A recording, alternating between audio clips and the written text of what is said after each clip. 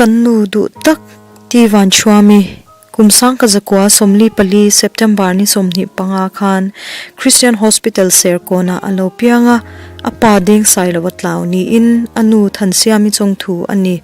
unaw som ani a mechia pasari mi pa pathum ani a kanu hian serkona middle school thleng azira hemin hu hian kumsang ka zakwa somruk paruka Mizo National Volunteer MNV a kalin ramle namtan thokin hun sang sanga a omkwala Mizoram dungle wang fangchhuakin she omtin reng atwar chhuak ve ani ramhoi sarkar medical department noya hian nurse na tangkai takin a thok ve a kumsang ka zakwa somruk paruka heti laya Mizo National Army Eagle of Brigade up to Brigadier F Pazona thingsai ko chuaknen anin neya fa pasari nein chungte chu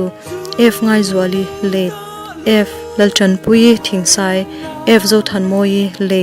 F lal limpui F lal than puya le Mary F lal zidingi wife of H lal nunzira bualpui v le Linda F zo mingthangi te ani tuna hian piti Vanṭhuami hian tu le fa sompanga ani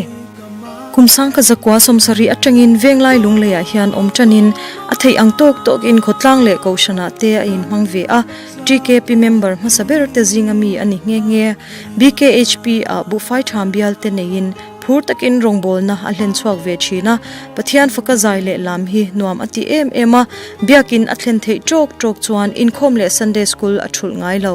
chung inkhom hi angai poimo ema atu le fatinen zantin inkhom anei puizia thin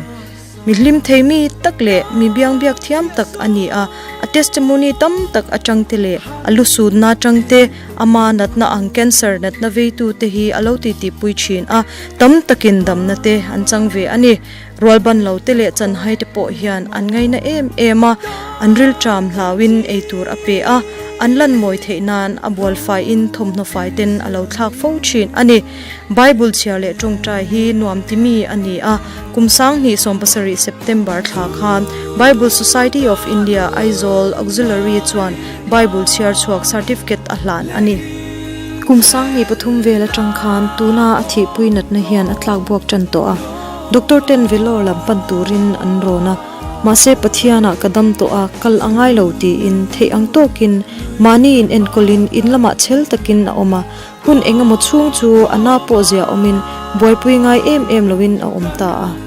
kumsang ni sompanga December thla atangkhan achuap lama harsat na thlengin Dr. Roning Christian Hospital serkona admit ani a heta hian achuapa bok pani oma shiat ni in Aizol refer ani a kumsang ni somparuk January thla khan Aizola CT scan le tul dangte ti ni in heta hian cancer ti confirm ani a zemo boka khemo khai turin kalpui ani a mase khai du lovin lali swa tidam tu hi kadam na ani a alapa ngai reng ani ti in lunglei lama ho puile anita ani lunglei aron ho nu hian engma in soisel na po nei lovin koshana te athei angtokin jingtung trai te po kalin pathian fakin alam de ureng a hetianga dam taka a omlai hian kum in June thavel atang khan in soisel le tanin doctor te apana July tha khan civil hospital lungleya admit ani a kar khatvel nuwa in lam in enkol zui ani a